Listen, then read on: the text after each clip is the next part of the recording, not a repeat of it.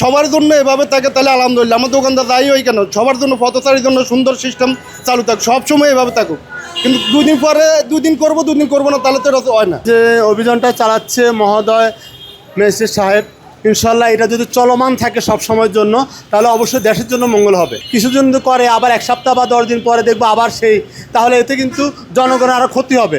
যেমন দেখা গেছে হয়তো আমাকে মামলা করলো কিংবা একজনকে মামলা করলো, ক্ষতিপূরণ করলো, কিন্তু তার মধ্যে একটা হাহাকার কষ্টদায়ক তার বেড়ে যাবে।